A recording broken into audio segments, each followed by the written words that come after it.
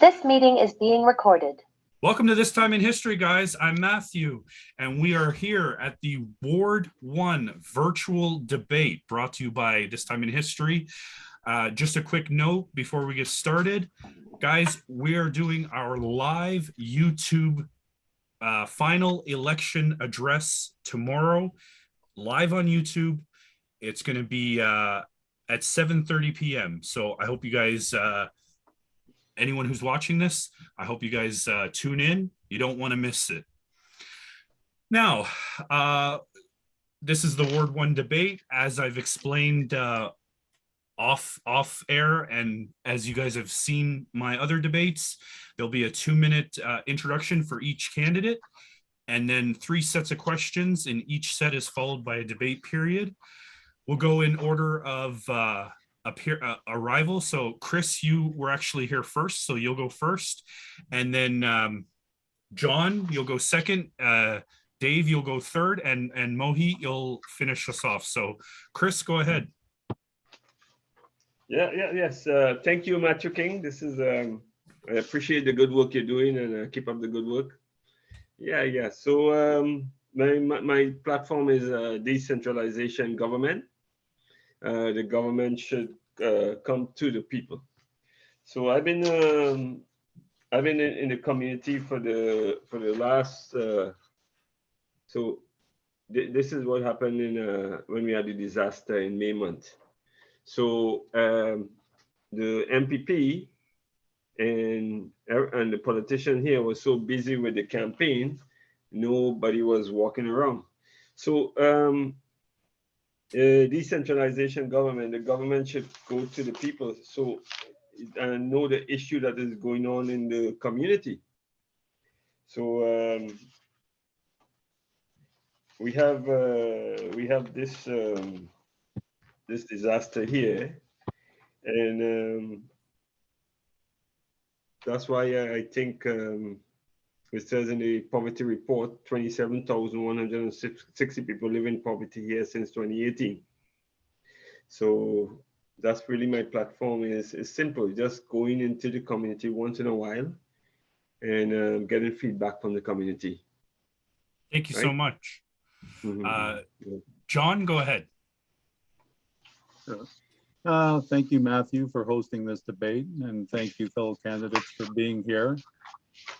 Things fall apart. The center cannot hold. Mere anarchy is loosed upon the world. Many will recognize these famous words from William Butler Yeats's poem, The Second Coming. I think a lot about Yeats's poem these days as I'm watching the news, hearing about the climate crisis, the housing crisis, the ongoing financial crisis manifesting itself now as inflation and the austerity it will soon bring. My name is John Genzer, and I'm seeking the people's support to become their next city councillor for Ward 1, Etobicoke North. Government's grand experiment to be everything for everyone has failed. Government has become nothing to anyone. 4 out of 10 people don't vote, and most of the other 6 vote only to kick yesterday's champions, now today's bums, out. I'm running because I want to reset government priorities. I want government to get back to basics. I want to prioritize our limited resources to getting people food, clothing, housing, and education. Only when we've done these things right can we start delivering things higher up on Maslow's hierarchy. I'm also going to be championing mandatory work from home for those who can. And I'm also going to go after the money launderers contaminating Toronto's real estate market. By extrapolating data from the Cullen Report commissioned by the BC government, money launderers have cost the average Toronto homeowner $100,000. I'm going to introduce a new targeted anti-money laundering land transfer tax to get their proceeds of crime back into the pockets of the people of Toronto, the people whose money that is. Thank you. Thank you so much. Dave Narang, go ahead. Hi, my name is Dave Narang, and I'm an engineer by education, a writer, a columnist for newspapers and television channels, and I'm an activist who's been standing up against discrimination and hate of all types for the last 12 years. My platform is very simple. I want to be there for the residents at all times, which means I'm available on call basis. I've given my cell number 437-262-9047 to everybody on my card. And the idea is that if you have any problem with the city which is not getting resolved, I would like to act as a bridge between the city and the residents and to work towards solving your problems. Number one. Number two, we see ourselves how the infrastructure is crumbling in Etobicoke North. And we may be a poor neighborhood, but that does not mean that we need to be an under-maintained neighborhood. So I want to focus on ensuring that the infrastructure is well maintained. Third thing, as a counselor, I would like to focus on, I've seen, we all have seen that due to maybe political reasons, due to mixing of cultures or whatever, and many other issues, diverse issues, there is a lot of hate which is growing in the society.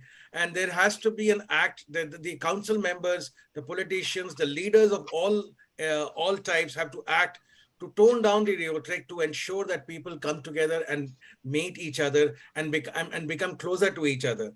So I want to work towards what I call the United Colors of Toronto, and to work towards ensuring that all of us feel happy in each other's company and feel safe and secured in this neighborhood. So my platform is very simple: be there for the residents, ensure that the ward is well maintained, and ensure that there is more peace and harmony in the society. That is exactly what I'm going to work for. Thank you. Thank you. Mohit, go ahead. First of all, I want to say thank you, Matthew, for inviting me to this and for hosting this wonderful debate. And to start off on my platform, my ideas for the community, my main focus is tackling mental health, both on the surface and everything underneath that is causing the issues of mental health across the city and the community. So looking at setting up a sort of citywide mental health connection across, making sure that it's accessible for everybody across the city, but also tackling underlying issues such as homelessness, the rampant drug use that's happening, and all the other issues that are leading to it, and working as a community to make sure to overcome them. So that's my main focus, and alongside that is also working to better transit in the city, and working alongside the youth within our community and across the city to assure the youth voice is heard at all times. Thank you so much. And with that, now we'll move to our first set of questions. I'll try to remember Ebony's. Ebony, if you're watching, I hope everything is going good for you. We're going to start with crime. Now, Ebony's question is, what examples of urban design or special, maybe after-school programs can be used to curb the crime in youth? And my question is, there is a current mayoral candidate who, if he wins, wants to reinstall carding as a tool for the Toronto Police to use. How do you respond to this, and why? We're gonna rotate. So John, you're gonna start, and then Dave, you'll go next. Mohit, you'll go after that, and Chris, you'll finish us off. Go ahead, John. Okay, thank you, Matthew. On carding, I'll start off with that. For the life of me, I can't see how it would actually help police. But if they do have data to support it, I'd like to see it and, put it and test it to make sure that it's not just what they're saying. I've never been able to see what use carding, going up to somebody on the street who's minding their own business and asking them for their identification. That doesn't work for me. It's not a tool that I want the police to use. So, and unless they can show me that it's truly effective and it really helps in reducing crime, which I think going by past history and where crime is today, it certainly won't be. I don't think they can prove that to me. So carding definitely out, in my opinion. For the urban design, I don't know. I think I mean, watching today the news with the report on the robbery of the jewelry store just up the street from me on Highway 27 at Finch, a lot of people that they were interviewing were talking about the economic conditions and things. So I think addressing the economic conditions, and I wouldn't mind actually going into jails and talking to some of the criminals and seeing what got them there, why they're using guns. Maybe they can have, because I'm sure that they're not horrible people in most cases, but the circumstances have put them in this position where they felt they had no other option. So I wouldn't mind talking to them and seeing where they are. But I know from one of the other debates, Ebony was asking about cameras and things. Yeah, I can see cameras helping out a little bit, but they don't prevent crime. Yes, hopefully they will be able to solve some of the crime that happens after the fact if there's some good resolution and stuff like that. But I don't know. I think talking with some of the people to see why they ended up there would give us a better view on it. Thank you. Dave, go ahead. Well, first of all, with regards to your question about carding, I think what Blake Acton is talking about is actually total BS. And I would definitely not mince my words in that, and that is not acceptable. A bad practice was put to an end, and that is where it should lie. So I think that answers the first part of the question. As far as the second part of the question is, I'm not an expert in that, and that is I would first like to say it's a very intelligent and a very important question.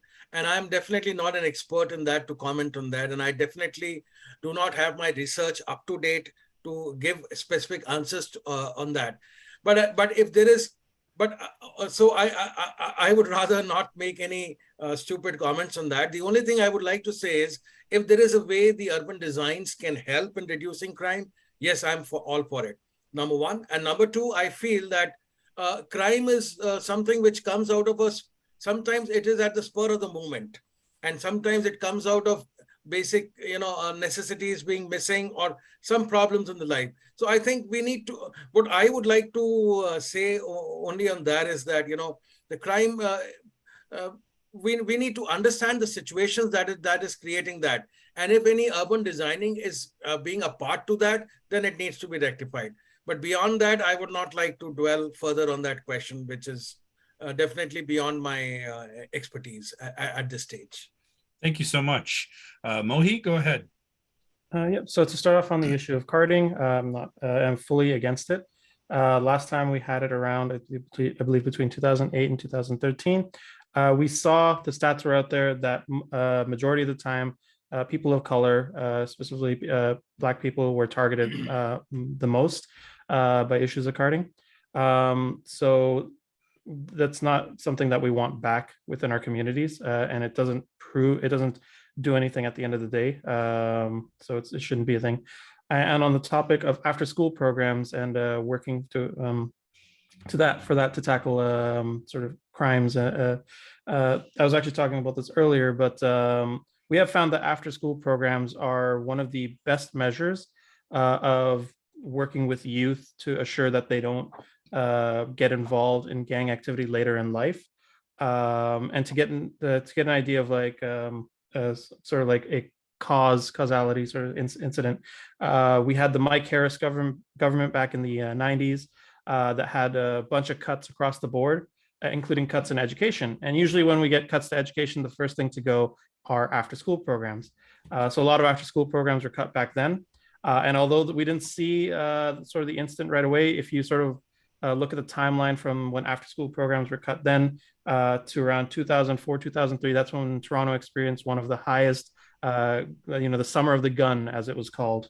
And you can sort of trace back where a lot of those students and those gangs were getting their sort of members from, were kids who were essentially cut out of these after-school programs. So we do need more after-school programs across the city and even within our community, or organizations that offer after-school programs within the Greenwood community in downtown Toronto.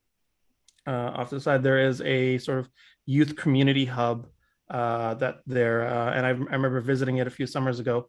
And they have accessibility for everything for youth there. They have a lounge for gaming, a lounge just with beanbag chairs that kids can sort of just like rest and relax in. Resume assistance.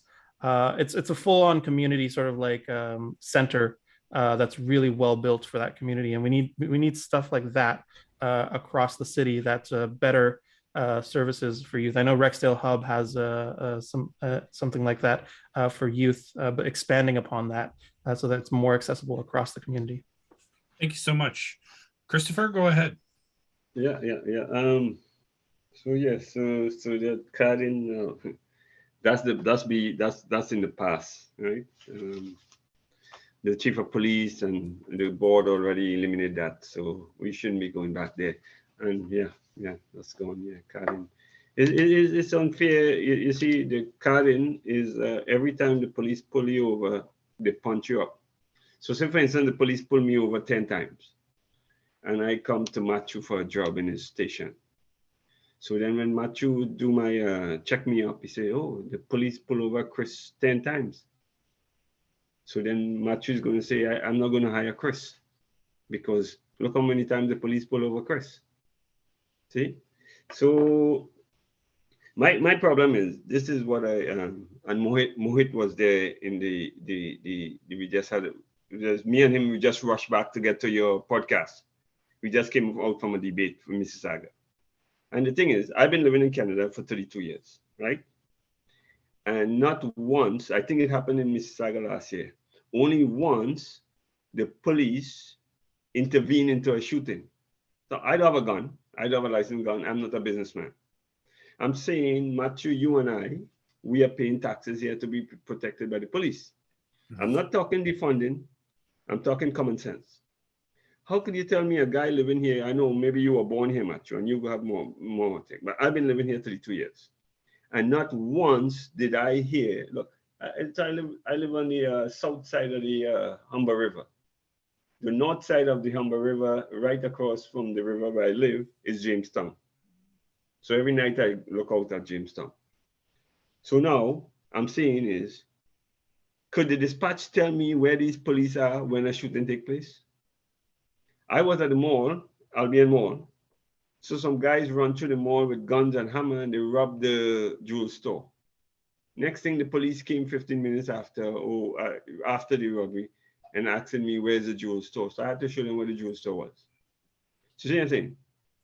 Why it is the police had gun, even the LCBO here in Albion Mall, the guy came with a gun. The police showed up, I know when they showed up after. So if they're getting paid to protect me, they have to work on their technology and they have to better police us. That's what I'm saying. You need an armored vehicle. Okay, for instance, I'll close now with this topic. Like for instance, in Trinidad, where I was born, they don't have the laws like Canada. So the laws are different here. So the police, there's lots of corruption there too, but still the police is trying. So the police works with the army. So the police and the army go about, patrolling, right? So the police not allowed to arrest, but the army not allowed to arrest, but the police could arrest. So I am suggesting to the chief of police and to the new mayor, whoever the next mayor is going to be, that the tactical squad work with the police in these, where there's, especially in gun violence, because you cannot use a drone. It's against the privacy law of Canada. Thank you. $1.1 billion, sorry, $1.1 billion, 2022, which is an increase of $26 million from 2021. And now this is the opportunity to have the open debate and discuss anything under the banner of crime, even if it's something that I didn't mention. Go ahead, anyone can start wherever you like. We'll do this for a few minutes and then we'll move on to the next set. Gun violence. Look how many people working in the border match, right? How come, I heard a few months ago, a guy was using a drone to bring over the gun. And some places they're using a boat, right? So I'm saying is how our border is not protected against these gun manufacturers. Even if they do bring the gun or the magazine, would they be able to file? I don't think, you know, you could trace it back. It'd have to go back to America. Yeah. So I think in the government have to protect the border and trace the manufacturer. Unless you're using a 3D printer, you cannot trace that one.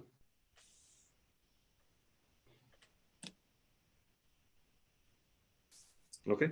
Can Anyone I else? speak? Yeah, Yeah. go ahead. One of the problems, you know, as I mentioned earlier, also my entire campaign is focused on going door to door, and I have visited more than 24,000 houses and covered almost the entire ward, street by street. One of the biggest problems, I've actually met so many people whose cars were stolen. Actually, met so many people. That's the reality. It's crazy, you know. Almost every street, there's a guy I met. His 3 cars were stolen in the last 1 year. Almost every street there is a car theft which is happening. I think it has become more of a menace, more of a pandemic. Not just in Etobicoke. Etobicoke, I believe there are almost 30 cars being stolen every month. But in the entire Toronto, in the entire GTA, this has become a menace.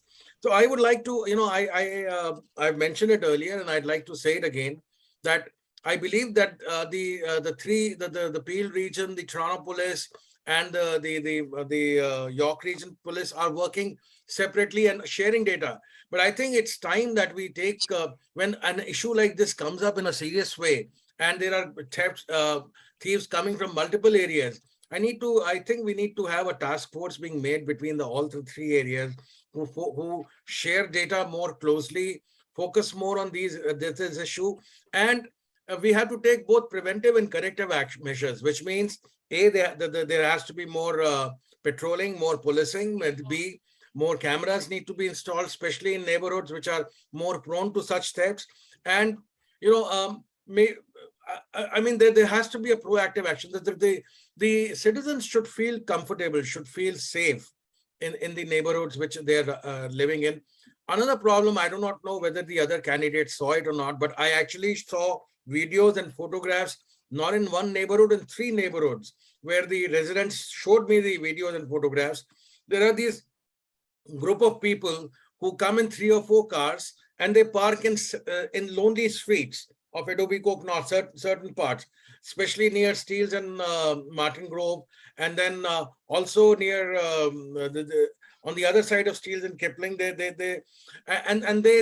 do all kinds of, you know, they take out guns, and they sell what, maybe it may be illegal drugs or whatever. But this crime is also happening, and they stay there for 2-3 hours. The customers keep visiting. The police comes patrolling, and then they say that, oh, what are we doing? What is it? Why are you coming here, officer? And the police is not searching them and just going away. So I think, you know, but the residents get scared, especially when they see a gun being taken out on the street itself. This kind of a situation doesn't give me comfort about the neighborhoods in which we live in. So I think I'm sure the police obviously has feedback on that, but I think crime has to be taken seriously. There is definitely, you know, if we talk about budget, I don't think budget should be an issue. It's a $1 billion plus budget which the police force has, and many of the relics of the past, like, you know, your Mounties, etc., can be removed, and the budget can be focused on areas where it is needed. But definitely, I think the residents are not feeling secured in terms of the crime situation in the ward. Well, I'll just say, I'll give you an example. My wife and I were having lunch just across the Tim Hortons, across from Woodbine Racetrack, when 3 or 4 shots rang out. It was a road rage incident. But I don't know where the police came from, but boy, they were there quickly. They were flying from everywhere, going over the curbs and everything. So when they do hear about gun crime, they are there quickly, as far as I know. Thank you. And I want to take this opportunity to welcome my partner in crime, my co-host, Ebony. Hi, Ebony. Hi, Ebony. Hello. You're on mute, Ebony.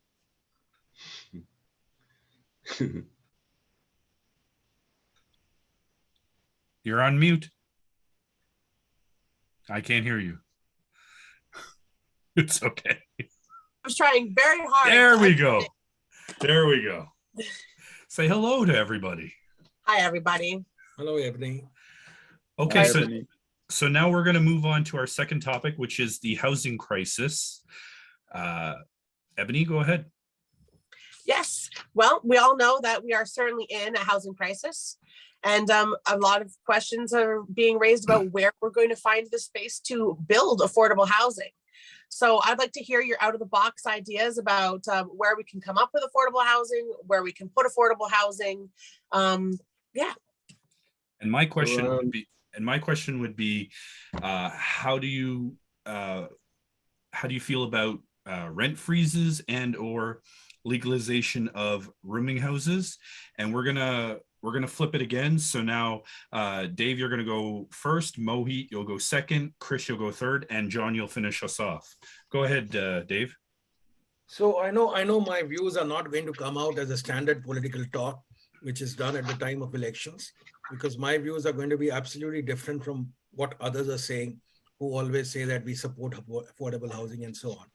So let me start with that. Let me start with my views. Number one, when I look at affordable housing and I look at a budget deficit of $880 million, which the city has, it is very clear that if any talk is being done about affordable housing, it is a talk which is happening right now and which is going to happen now after 4 years. And in between, nothing is going to happen unless and until the funds come from the province.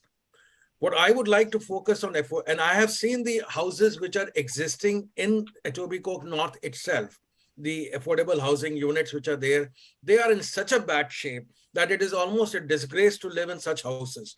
They are moldy.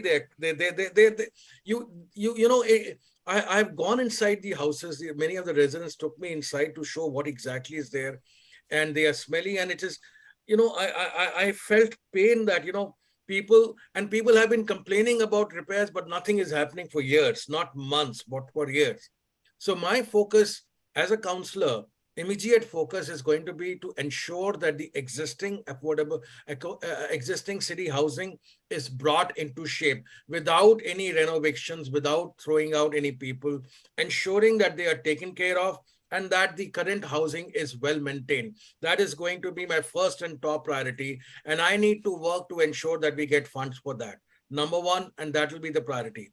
Second, the reality of the housing is the housing and transit. These two things are interconnected. If you have a good transit system which can enable connectivity from point A to point B in 1 hour or less, then people don't mind living outside the city and having bigger houses.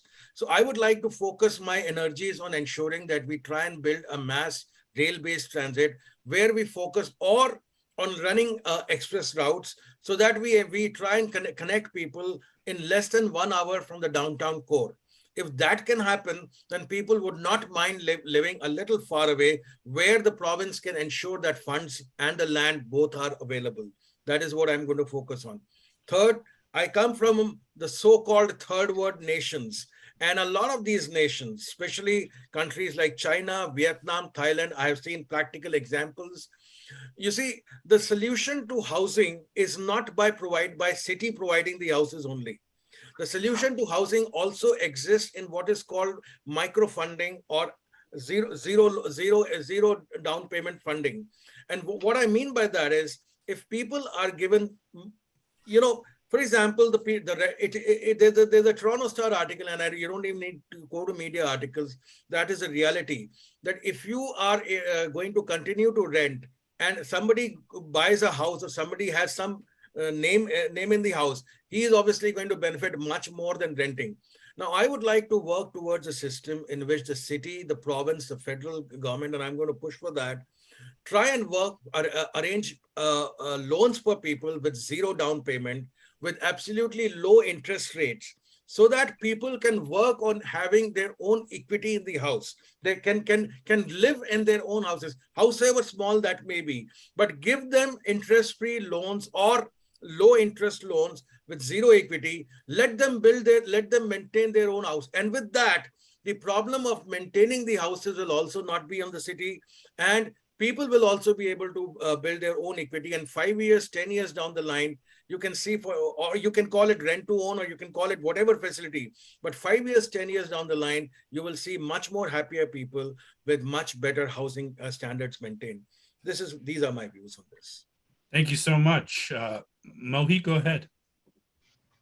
So in the idea of housing, I believe it is a city issue that we can fix and work towards. Opening up more zoning areas to affordable housing instead of just having luxury houses being built. An example is Humber and Rexdale. The set of townhouses that were built, they're like $1.8 million townhouses. We don't need that. That land could have been better used to build affordable housing and social housing for citizens of the area. Other examples are, as you said, opening up, allowing people to build more housing units within their property and more rooming in that sense. And on the topic of rent freeze, yeah, rent is honestly getting too high, and it's becoming crazy. Just like for one bedrooms costing around $2,000, rent shouldn't take up a majority of anybody's paycheck at any time, and they should be able to pay rent while also being able to afford other things in their lives. So a rent freeze across the board is needed, and even a rent decrease, I would say, is needed. A lot of the times, these properties are paid for by the owner for years, and at that point, there's just any rent that's coming in is just income for that owner. There's no need for them to raise prices on it and to really put a strangle on the people living there. And affordable housing doesn't need to just be like, I know like in the North American standard, affordable housing tends to be, or social housing tends to be a very drab looking and just like, it doesn't look great, but like social housing can look amazing. We've seen it happen before in Austria around World War II, World War I.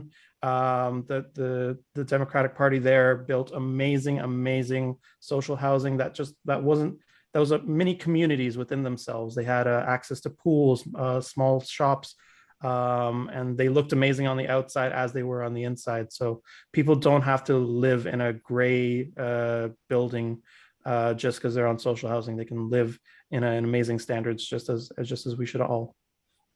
Thank you very much. John, go ahead.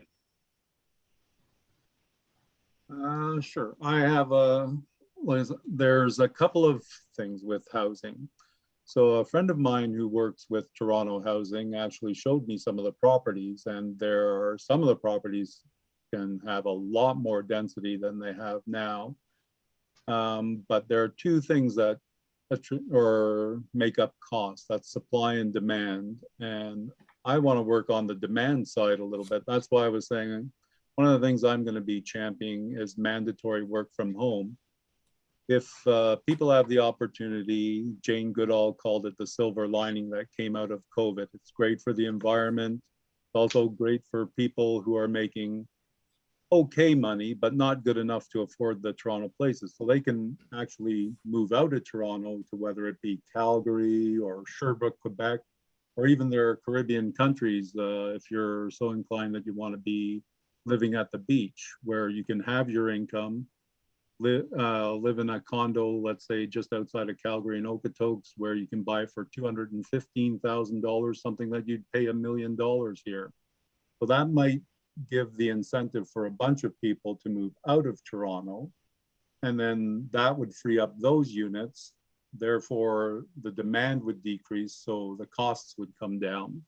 That's one of the things I'm trying to look at is, and also when you look at now the financialization of housing, I want to take a look at some of those big hedge funds that are buying up floors and floors of condominiums. And one of the mayoral candidates has he's thinking of going after them with a 20% land transfer tax. And as I said, I'm going to try and go after the money launderers who are using Toronto's real estate with a big land transfer tax as well. So I want to work on the demand side. I don't think we have to push Toronto bring in another 1.5 million people to Toronto in the next 25 years.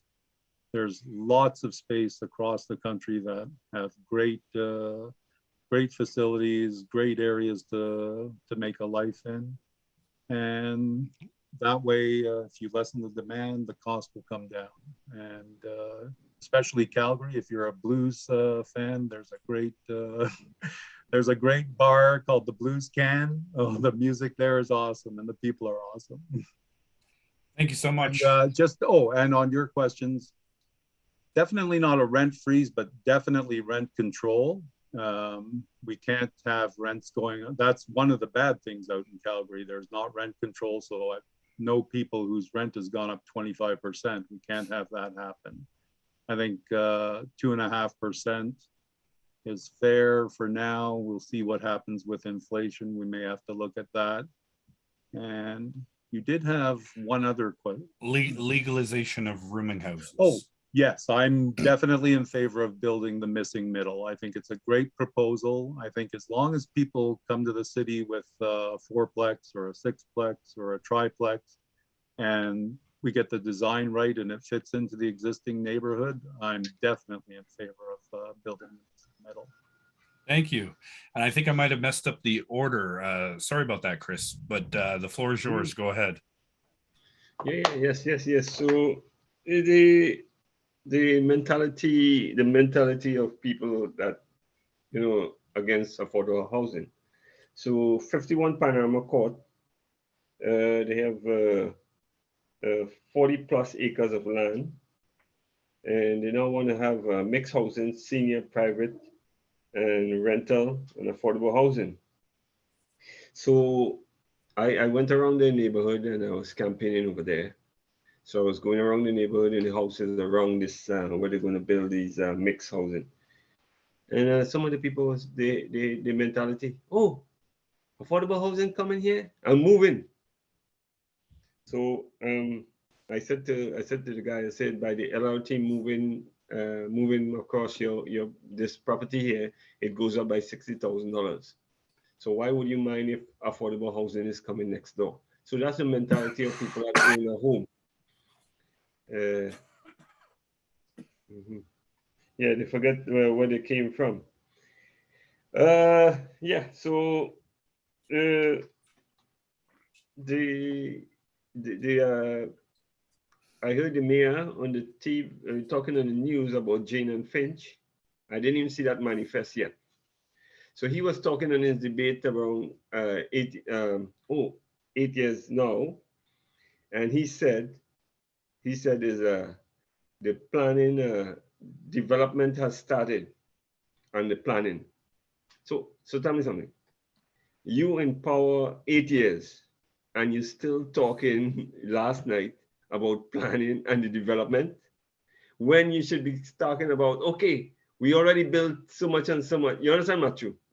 Mm-hmm. Your speech should be, I was in power for 8 years. Your speech should be saying, okay, I have completed so many in the city. But I'm thinking is most city property should be used for affordable housing. So I think the new trend now is the mixed housing. Yeah, so I'm for the boarding housing, but I'm thinking on the triplex, and even if you could build an extension in your backyard and make some money to pay your mortgage, I find it's a good idea. But if I'm your neighbor and my property tax is going up because of your triplex, then that's a different issue there. Yeah, that's a different issue there. Thank you so much. Basically, oh, sorry, go ahead. All the city property should go towards affordable housing. You shouldn't say, oh, we're going to sell it to developers for condo. No, they have enough money and they have enough land to get money. And even these apartments, they have access to mortgages, first and second and third mortgages. So you think about that. Thank you so much. And now is your opportunity to open the floor and discuss the housing crisis. Anything that I left out, go ahead. Anyone can start. I just want to make one quick comment about something Mohit said about community housing or social housing doing better by it and making it. The good news is I heard a bunch of architects on the radio the other day, and they've kind of picked up on that, and now they are going to design things a lot better. Maybe they'll look to Austria, the examples that Mohit talked about. And I think he's right. I think we need to do better with the social housing that we build. It shouldn't just be a boxy thing. It should be something that they can take pride in going home at too, and they'll take care of it a lot better too, I think. So I think that's a good idea, Mohit.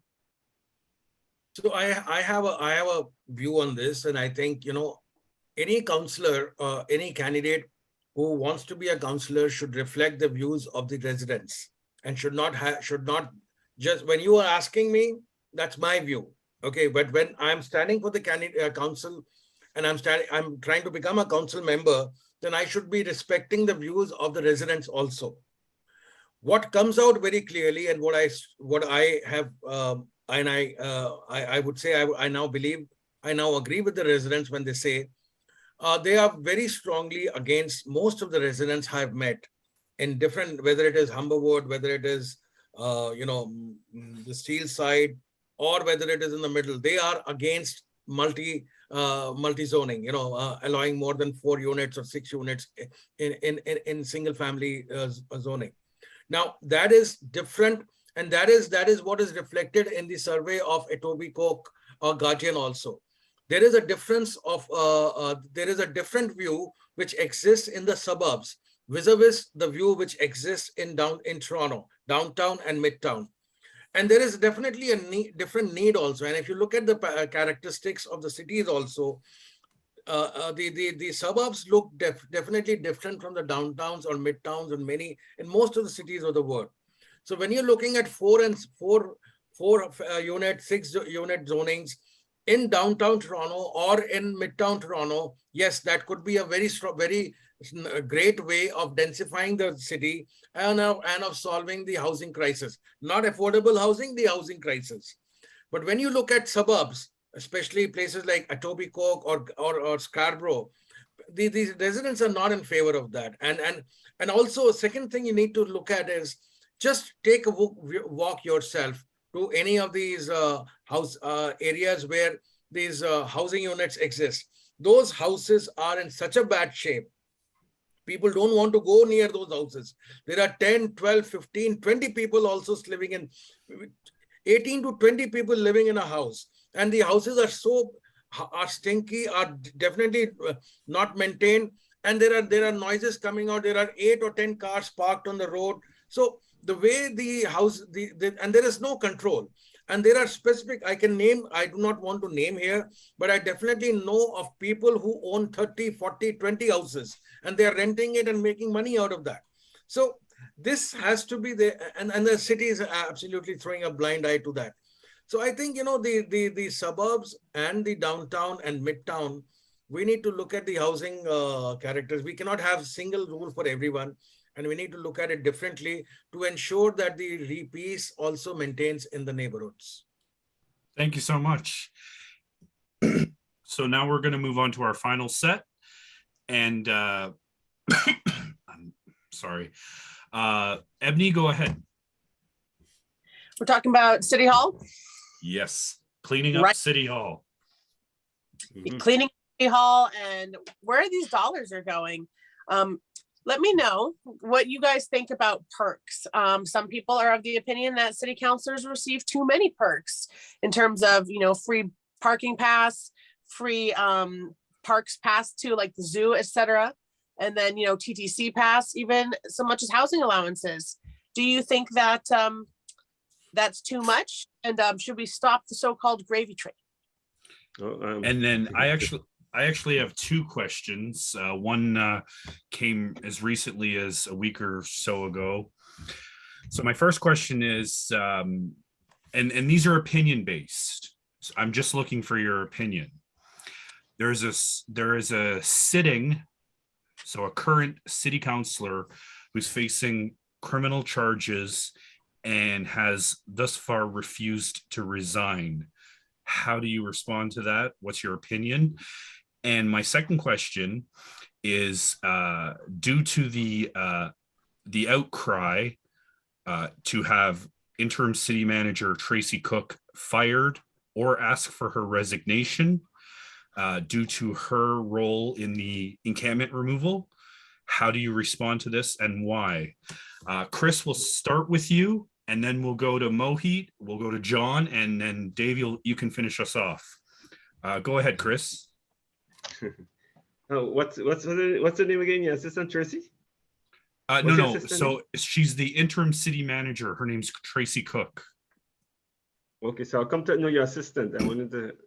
No, she's not my assistant. No, no, your assistant here on the screen. What's her name? Ebony? Oh, Ebony. Oh. Yeah. Ebony. Ebony. Okay. He's my eyebrow. Ebony and I. I know it's something I know. I know Ebony is beautiful color, right? So what I'm saying is I don't want to go there, but there's an issue bigger than Gravy Trail. So now I will put it into my terms. More watchdog and whistleblower in Toronto City Hall budget. Anyway, so okay. That's as far as I go. So now it's like a mob trying, like the colleague is like, okay, no new person could come in there. And every city councillor has influence in other ward. So it seems like they're trying to keep the incumbent in. I will not put water in my mouth.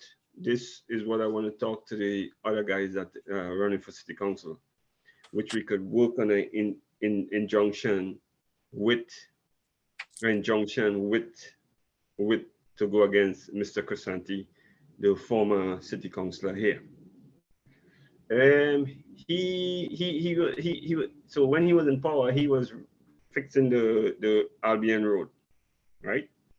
While he was fixing the Albion Road, so during camping time, he had the construction running. All of a sudden, the construction crew went into a church. I'm not going to call the name of the church, but the whole church was paved. Okay, so figure that out. So I'm saying is, the issue here with City Hall, there's bigger issues than the Gravy Trail. Mr. Crisanti, now first, Matthew. Ward 1 and Ward 2, Premier Doug Ford made it into Ward 1. So now, when we had the election now, Michael Ford became the city councillor here. Mr. Crisanti now, all his signs and posters and everything, Mac, re-elect.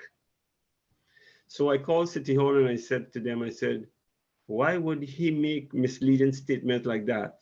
Re-elect. So they said, we have nothing to do with that. That's 1966 law, and that's the province. So I said, that's misleading to the voters. Because if Doug Ford, the Premier Doug Ford, made this ward 1, and you lost the election, you're not the incumbent. So why are you misleading the voters? And the city, and I emailed the Premier, I emailed the city, the election. They refused to say you could put anything on your sign, which could be misleading. So there's bigger issues than this Gravy Trail, which I will not go into. What's the next? Yes, Mr. Thompson. Yeah, Mr. Thompson. I don't know. I think he's Jamaican, but I don't know. Anyway, so he refused to step down as city councillor. So, which to mean to say is, if the electorate, the point he's trying to get across, if the electorate elect me, the electorate should fire me. So he's facing the electorate. So now the matter is before the court. We cannot discuss anything, or we could get a subpoena to the court. So we leave that alone. Let the judge decide. What's the next issue, Matthew? Who's this? Tracy Cook. Cook, yeah. What's the issue on her? So She got booked. she's the, no, she's the interim city manager who took full responsibility for the encampment removals in Lamport Stadium, Trinity Bellwoods, and Alexandra Park. What she removed? The encampment removal, where the private security and the police officers stormed the parks. I have the and- picture. I Yep. took a picture. I have a picture right here in camping.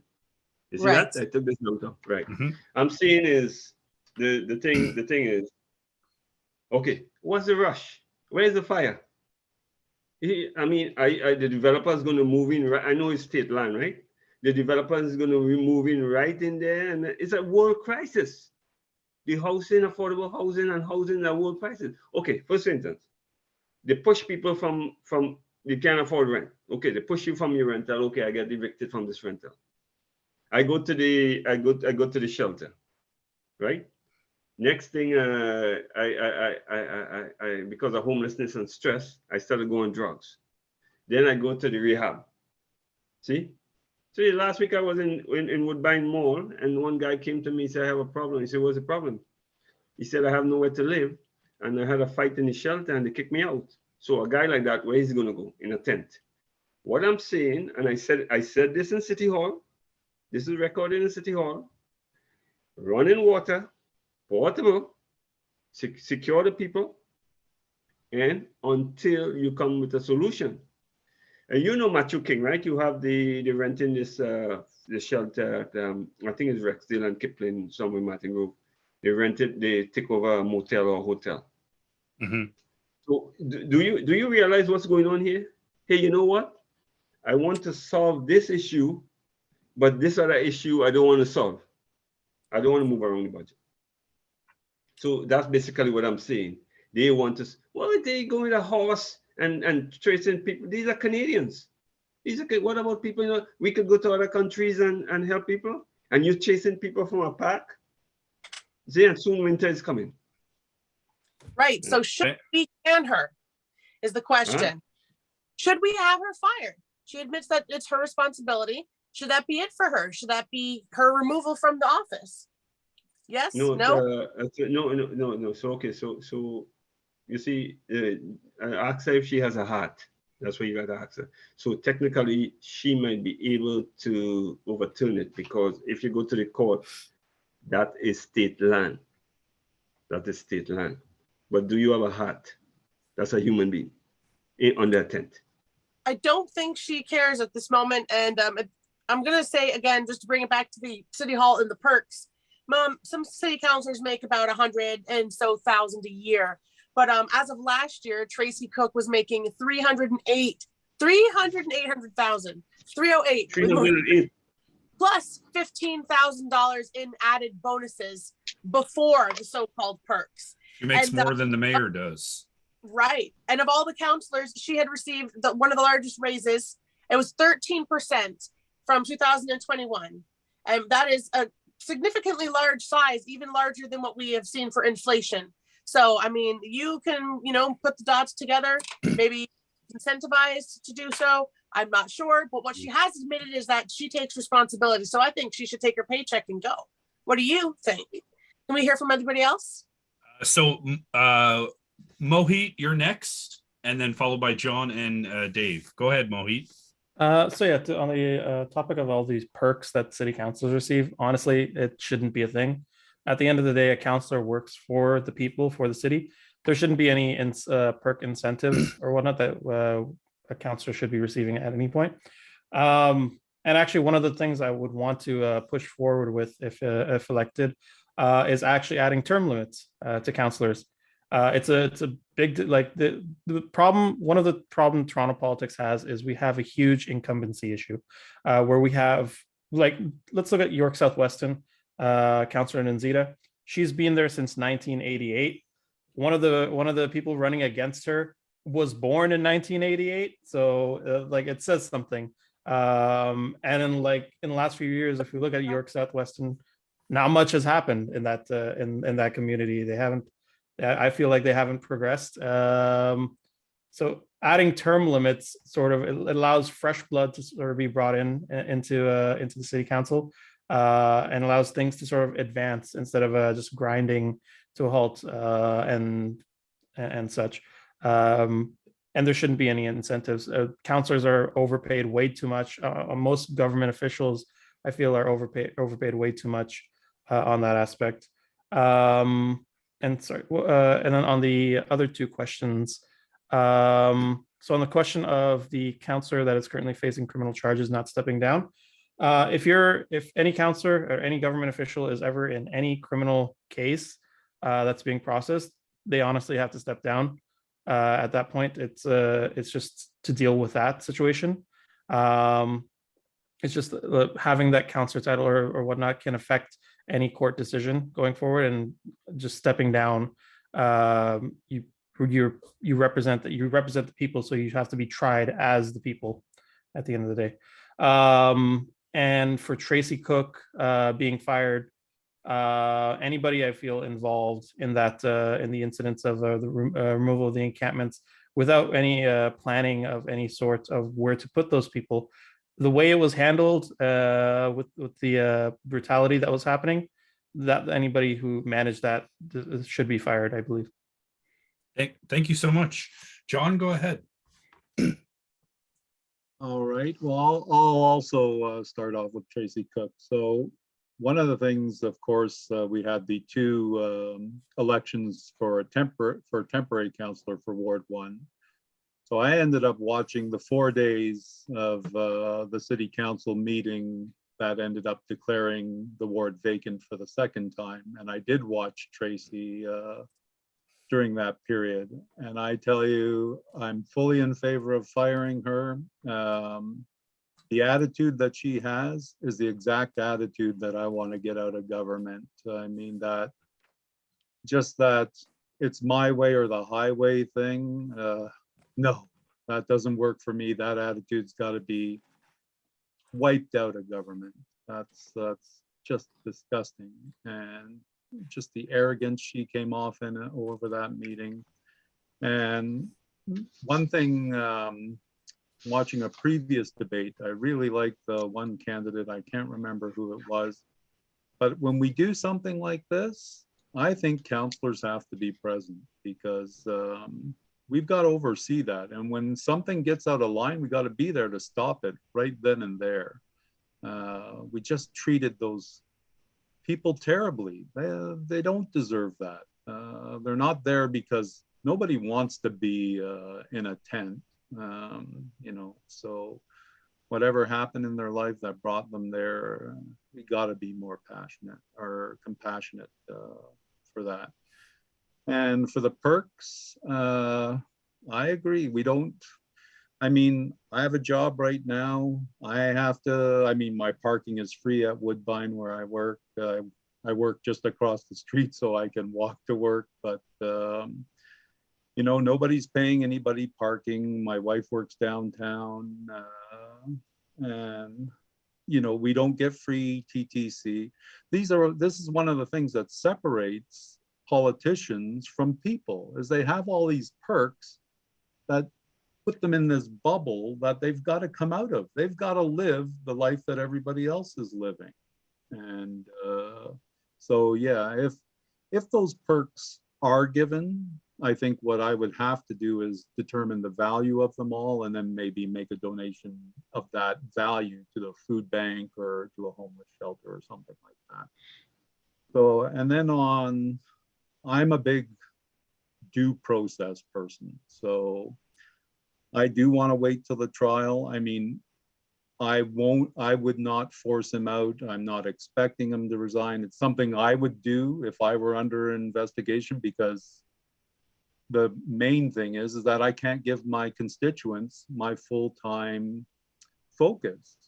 I've got to focus on an upcoming trial and stuff like that. So that's going to take away from his ability to do this work. So if I were personally in that situation, I would step down. But I really like to see due process taken its full course. So I would not force him to step down. Thank you so much. Dave, go ahead. So let's start with Michael Thompson himself and the allegation against him.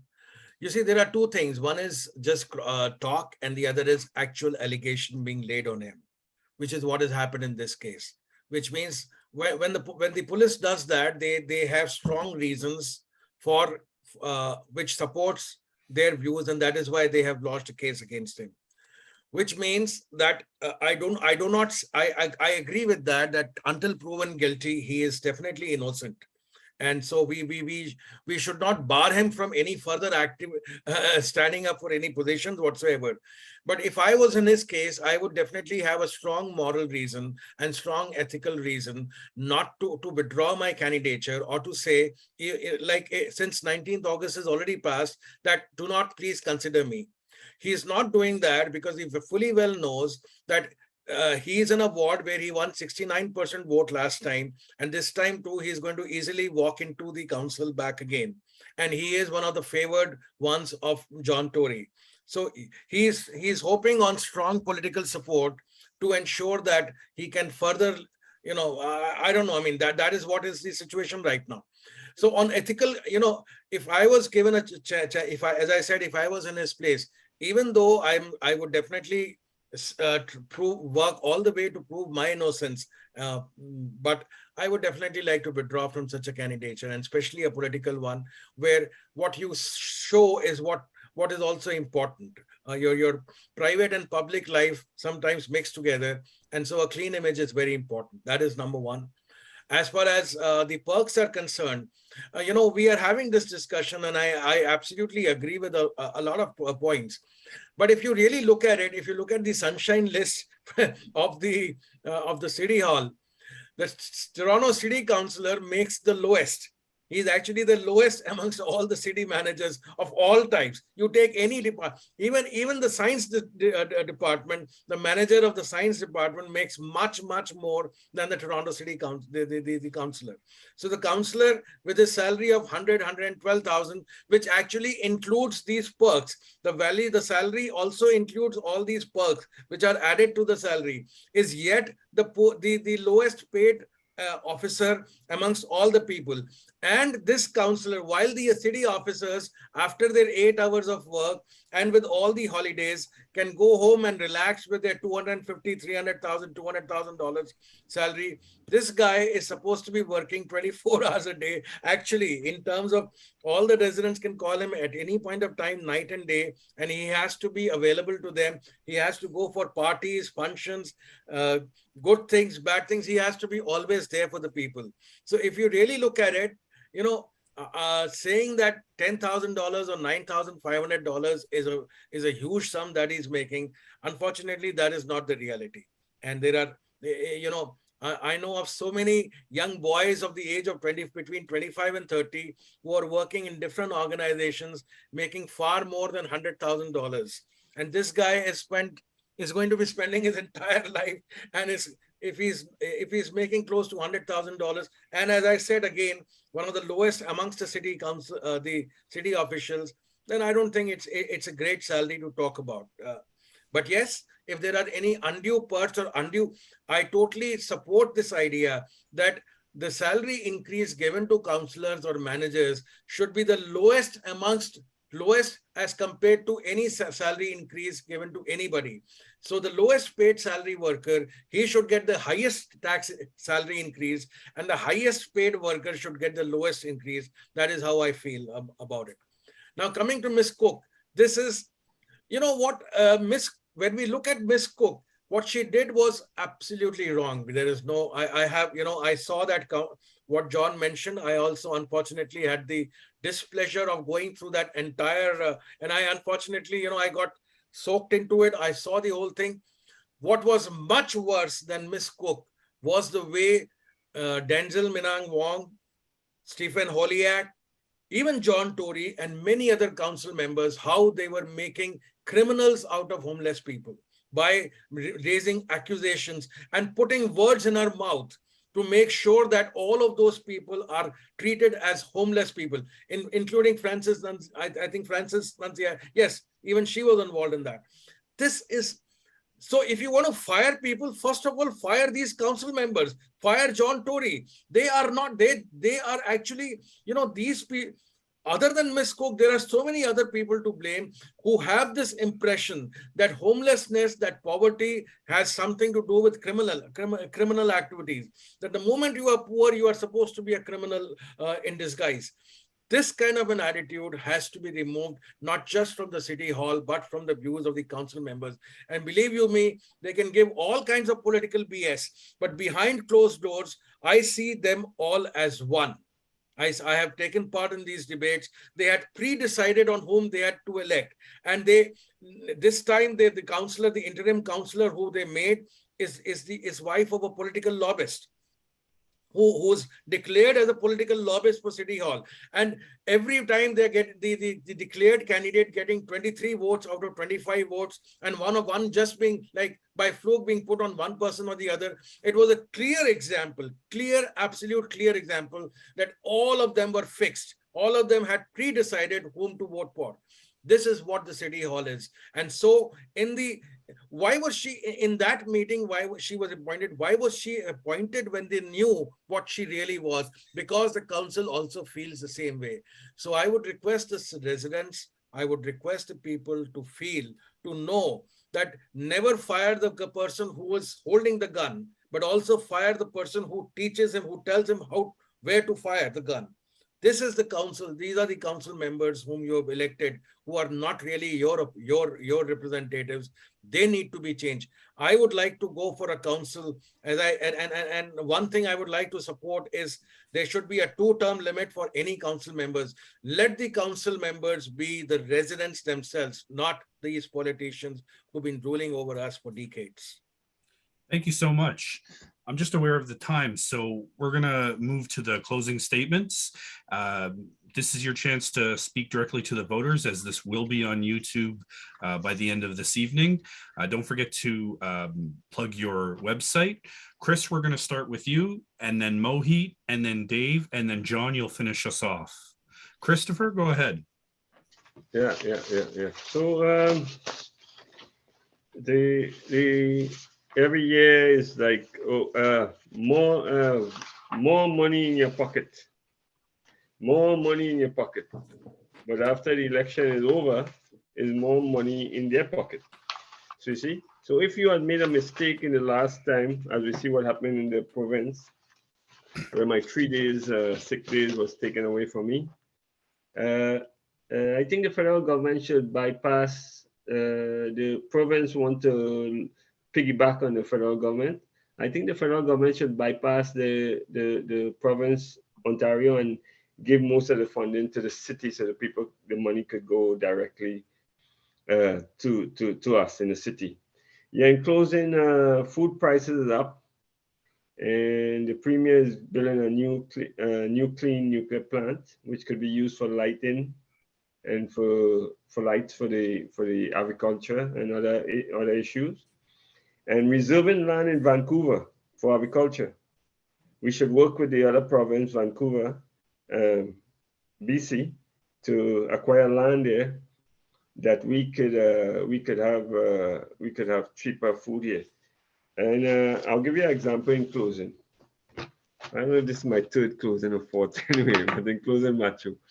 Like in Trinidad, where I was born, the former prime minister leased land into Guyana. So the Guyana wages is lower than the Canadian wages. And the Trinidad wages. So like Mexico, their wages is lower than the Canadian wages. So I'm suggesting if the premier of BC don't want to give us land into Vancouver, we could move and lease the land in Mexico. And the labor is going to be cheaper there, and the food prices will be cheaper here. Thank you very much, Mr. Matthew. Have a good night. Thank you. And you too, Ebony. Thank you. Website though, or like a Twitter handle, where can the people find you? www.chrisnoor.ca. Perfect. Or you will see me in Jamestown, you'll see me in Mount Olive, you'll see me in Albion Mall. Perfect. 4 years in this community, every day. Thank you so much. You're welcome. Mohit, go ahead. So I just wanted to say a thank you to Matthew and Ebony for having me for this wonderful debate. And apologies that I couldn't come on camera. My laptop camera is for some reason not working. Some antivirus issue or something that's blocking it. But as a closing statement, one of my favorite quotes that I've really started to live by right now is to plant a tree for a shade that you'll never know. And that's the approach I take to anything in life, and how I would want to take as a counselor is as much as we are working for our lives today, we should also develop a city and a community that'll be there long after us, and that people can live happily in at all times. And that's what I want to work towards at all points. And a better city and a better community always starts with a vote. So thank you again. Thank you so much. Dave, go ahead. Yeah, hi. I'd like to say a few things. One, my campaign has been an honest campaign. I filed my nomination in the month of May, much before Michael Ford's election was over. So I was willing to face Michael Ford also at that time. I have gone on foot and covered more than 24,000 houses with just a business card in my hand. My campaign is spent on less than $5,000, and we are seeing an atrocious, vulgar display of wealth by especially two candidates in the ward, and that is what I'm up against. I'm running an honest campaign based on hard work, based on ethics, and I will continue to do that. I have seen that there are we all know there are 16 candidates, and many of them are very bright people, very nice and educated people.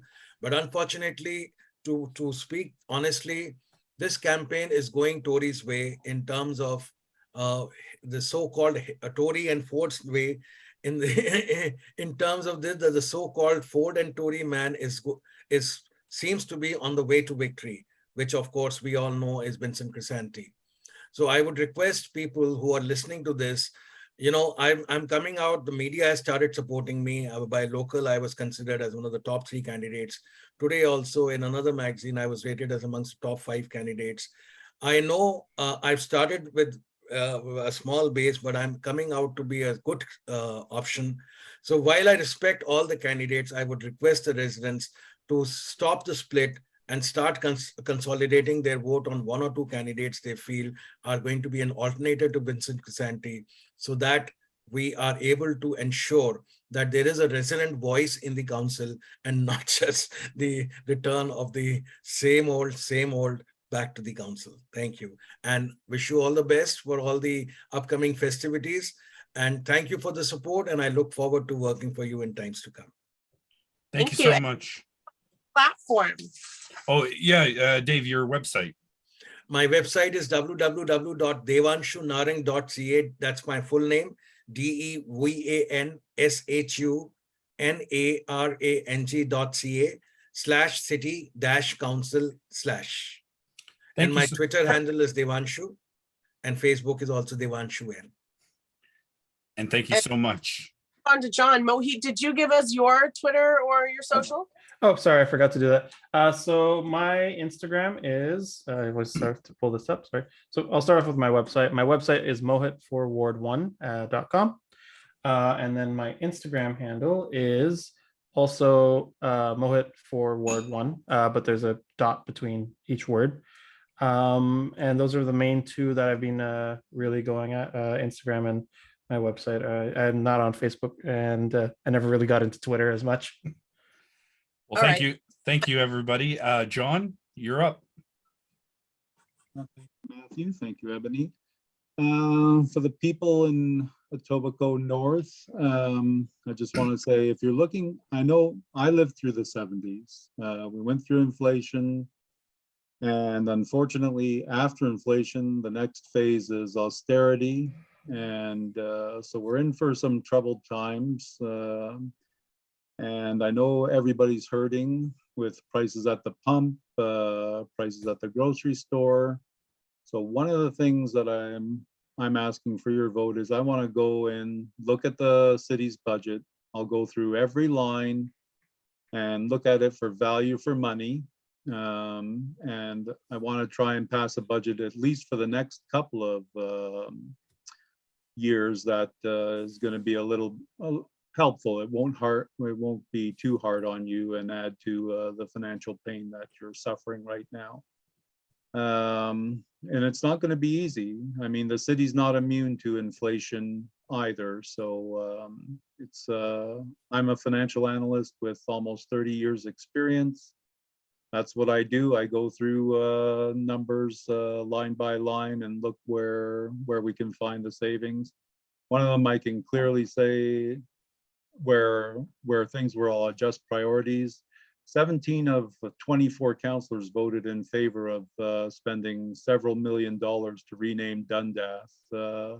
If I'm elected and that comes back up again, I'm going to kill that for sure. Those millions need to be going into feeding people and housing people. I know it's important, but that's why I was saying there's certain things we're going to have to give up on for now. There's just too many more pressing issues. So if you want to read more, you can go to my website, johngenzer.ca. You can find me on LinkedIn. And also some of the things that were mentioned, there's that Toronto Public Libraries Know Your Vote.